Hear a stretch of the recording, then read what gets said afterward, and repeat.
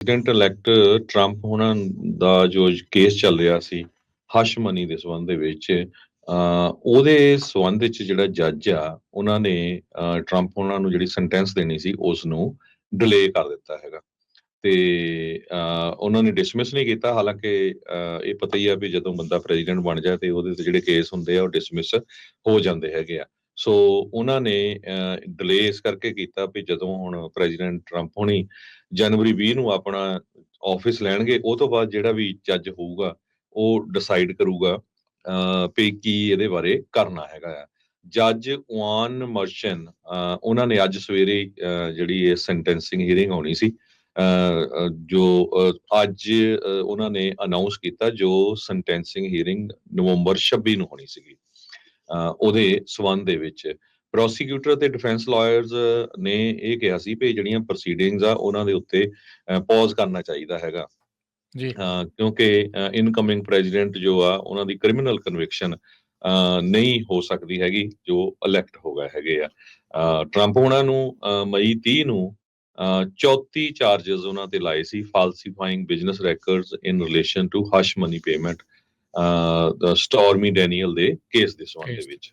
ਜੀ Michael Cohen ਜੋ ਉਹਨਾਂ ਦੇ ਉਸ ਟਾਈਮ ਦੇ ਉੱਤੇ ਪਰਸਨਲ ਵਕੀਲ ਸੀ, ਉਹਨਾਂ ਨੇ ਉਹ ਜਿਹੜੀ ਪੇਮੈਂਟ ਆ ਉਸ ਪੌਰਨ ਸਟਾਰ ਸਟੋਰਮੀ ਡੈਨੀਅਲਸ ਨੂੰ ਦਿੱਤੀ ਸੀ ਤਾਂ ਜੋ ਉਸ ਦੇ ਨਾਲ ਟਰੰਪ ਦੇ ਨਾਲ ਜੋ ਉਹਦਾ ਸੈਕਸ਼ੂਅਲ ਅਫੇਅਰ ਚੱਲ ਰਿਹਾ ਸੀ ਉਸ ਬਾਰੇ ਉਹ ਚੁੱਪ ਰਵੇ।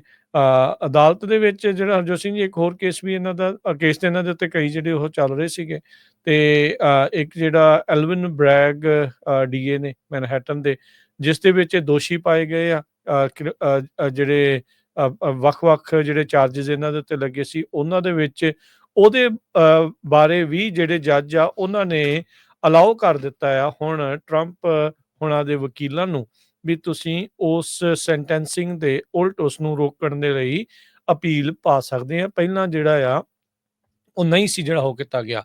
ਸੋ ਸੈਂਟੈਂਸਿੰਗ ਜਿਹੜੀ ਆ ਉਹਨਾਂ ਦੀ ਅਣਮਿੱਥੇ ਸਮੇਂ ਦੇ ਲਈ ਡਿਲੇ ਕਰ ਦਿੱਤੀ ਗਈ ਆ। ਕੈਂਸਲ ਹੋਊਗੀ ਕਿ ਨਹੀਂ, ਜਿੱਦਾਂ ਤੁਸੀਂ ਦੱਸਿਆ ਵੀ ਇਹ ਆਈ ਥਿੰਕ ਇੱਕ ਕੁੰਡੀ ਜਿਹੜੀ ਸ਼ਾਇਦ ਇਹਨਾਂ ਨੇ ਵਿਚਾਲੇ ਰੱਖ ਲਈ ਆ ਵੀ ਜੇ 4 ਸਾਲ ਬਾਅਦ ਜਦੋਂ ਇਹਨਾਂ ਦਾ ਅਹੁਦਾ ਸਮਾਪਤ ਹੁੰਦਾ ਹੈ ਕਿ ਉਦੋਂ ਸੈਂਟੈਂਸਿੰਗ ਦਾ ਰੌਲਾ ਦੁਬਾਰਾ ਕੱਢਿਆ ਜਾਊਗਾ। ਇਹ ਜਿਹੜੀ ਹੁਣ ਦੇਖਣ ਵਾਲੀ ਗੱਲ ਆ।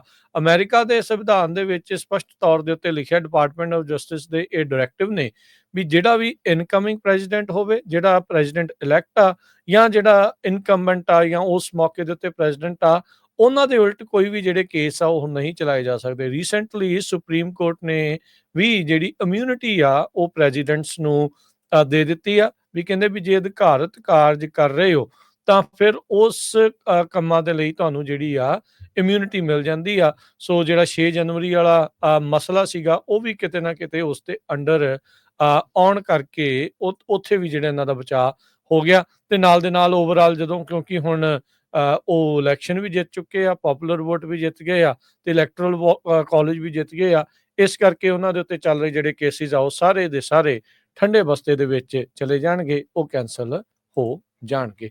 ਸੋ ਟਰੰਪ ਟੀਮ ਦੇ ਲਈ ਕਹਿ ਸਕਦੇ ਹਾਂ ਵੀ ਉਹਨਾਂ ਦੇ ਲਈ ਇੱਕ ਇਹ ਵੱਡੀ ਜਿੱਤ ਜਿਹੜੀ ਉਹ ਦੇਖੀ ਜਾ ਰਹੀ ਹੈ।